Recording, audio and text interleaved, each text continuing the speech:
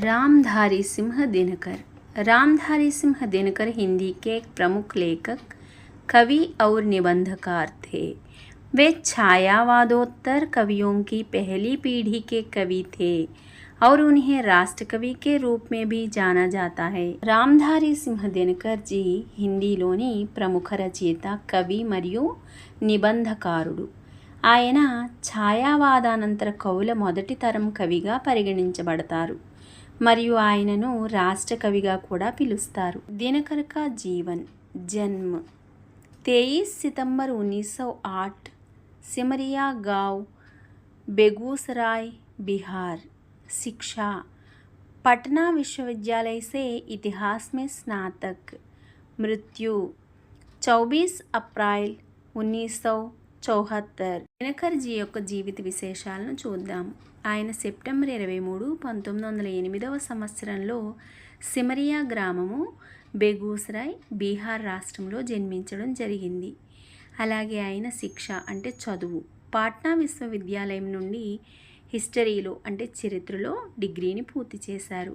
మృత్యు మరణము 24 ఏప్రిల్ 1974లో ఆయన మరణించడం జరిగింది. दिनकर की रचनाएं कविताएं रश्मिरथी, परशुराम की प्रतीक्षा, కురుక్షేత్ర, ఊర్వశి, రేణుక.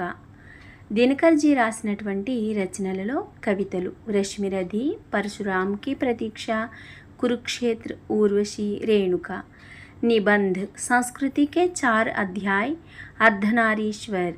ఆయన రాసినటువంటి నిబంధులు సంస్కృతి కే 4 అధ్యాయ, అర్ధనారీశ్వర్. ఇక మిగిలిన రచనలు అన్య, రసిక్, భారత్ మాత, బాపు. మిగిలిన రచనలు రసిక్, భారత్ మాత, బాపు అనేటువంటివి ఆయన రాసిన మిగిలిన రచనలు. దినకర్ का योगदान. वे भारतीय स्वतंत्रता आंदोलन से प्रभावित थे और उनकी कविताओं में देशभक्ति और वीर रस का प्रभाव स्पष्ट है. దినకర్ జీ యొక్క పాత్ర ఏమిటో చూద్దాం.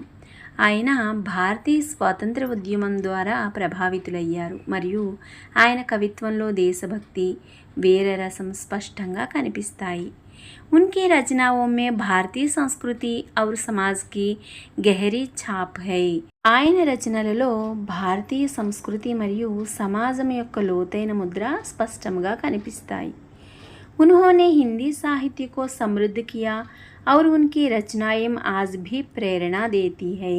ఆయన హిందీ సాహిత్యంను సమృద్ధిపరచడమే కాకుండా ఆయన రచనలు ఈనాటికి కూడా అందరికీ ప్రేరణ ఇచ్చే విధంగా ఉంటాయి. దినకర్ కే సమ్మాన్. దినకర్ జీకి లభించినటువంటి గౌరవాలు పద్మభూషణ్, సాహిత్య అకాదమీ పురస్కార్, జ్ఞానపీఠ్ పురస్కార్. ఊర్వశి కే లియే పద్మభూషణ్, సాహిత్య అకాడమీ పురస్కారాలు ఆయనకు లభించాయి. అలాగే ఊర్వశి అనేటువంటి కవితకు ఆయనకు జ్ఞానపీఠ పురస్కారము లభించింది.